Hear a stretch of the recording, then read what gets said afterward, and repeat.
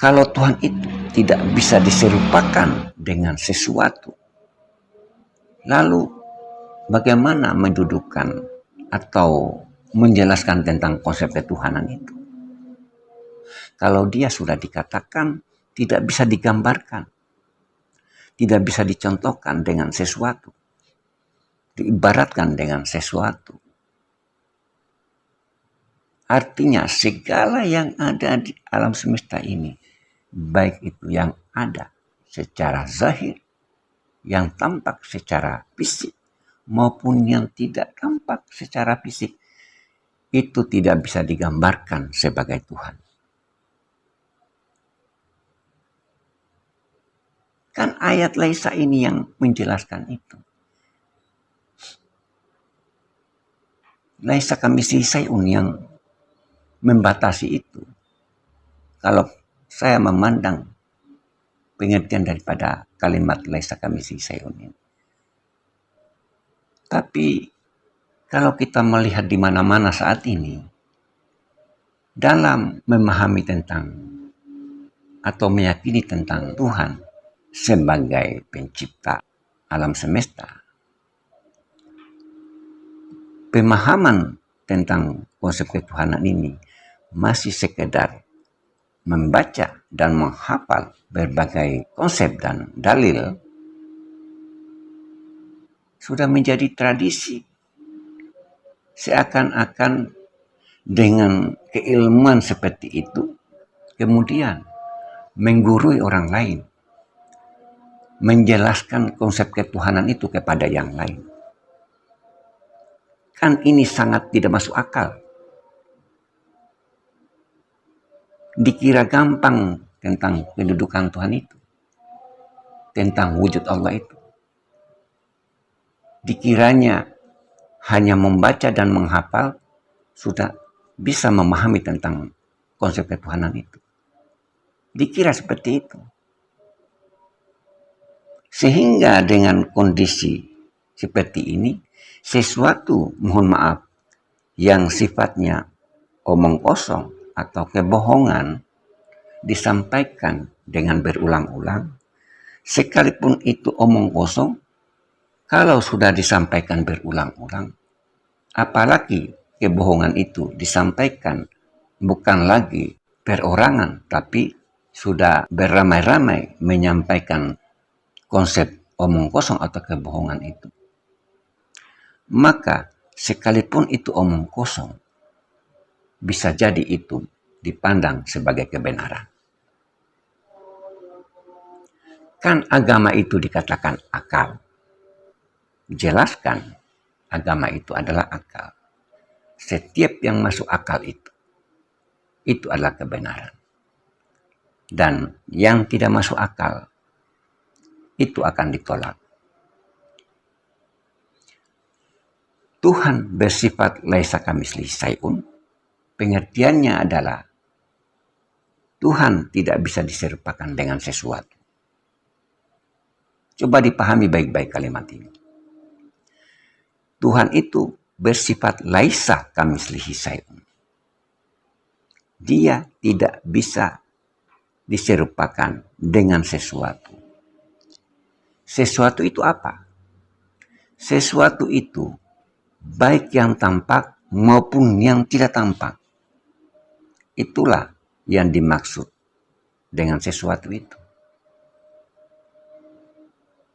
Jadi kalau Tuhan itu tidak bisa diserupakan dengan sesuatu, baik yang tampak dan yang tidak tampak, karena sesungguhnya Allah itu, dia tidak bisa digambarkan, dia tidak bisa dilihat, tidak bisa disentuh, tidak bisa dipegang, tidak bisa dipikirkan, dihayalkan, tidak bisa dicontohkan, tidak bisa diperumpamakan, tidak bisa difikirkan, dan masih banyak lagi.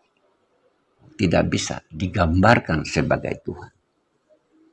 Ini kan sudah jelas bahwa kalimat ini mendudukkan keberadaan Tuhan itu tidak sama dengan makhluknya. Beda dengan makhluknya. Kenapa seperti itu? Karena setiap yang dikatakan makhluk itu diadakan. Makanya makhluk itu ada karena diadakan. Sedangkan keberadaan yang ada sebagai makhluk itu pada hakikatnya tidak ada. Tidak ada yang ada itu sesungguhnya. Yang dipandang ada, hakikatnya tidak ada. Karena yang ada sesungguhnya itu diadakan. Siapa yang mengadakan yang ada? Sehingga yang ada dikatakan tidak ada. Yang mengadakan yang ada itu adalah yang maha ada. Yang maha ada ini siapa? Yang dikatakan tidak ada itu. Nah, jadi yang tidak ada itu sebenarnya sumber dari segala yang ada tadi. Sulit kan untuk bisa memahami tentang konsep ketiadaan. Dan konsep ketiadaan tentang menjelaskan tentang Tuhan itu sebenarnya tidak bisa sembarang orang. Iya, karena konsepnya, tingkatannya bukan di tingkatan biasa. Keberadaan tingkatan konsep ketuhanan ini berada dalam konsep makrifat. Tidak sembarang orang bisa menjelaskan tentang konsep ketuhanan. Tidak sembarang orang bisa menjelaskan, menerangkan tentang konsep ketuhanan itu. Sedangkan yang kita lihat di mana-mana yang masih memahami tentang konsep ketuhanan itu di tahap belajar, membaca, dan menghafal, sudah menjadi tradisi bisa memberikan penjelasan kepada yang lain tentang siapakah Tuhan yang bernama Allah itu. Hanya dengan membaca dan menghafal berbagai dalil atau ayat atau hadis. Padahal kalau mau jujur, dengan bekal pengetahuan seperti itu, belum ada apa-apanya tentang ilmu ketuhanan. Tidak gampang, tidak mudah, sulit, sangat rumit.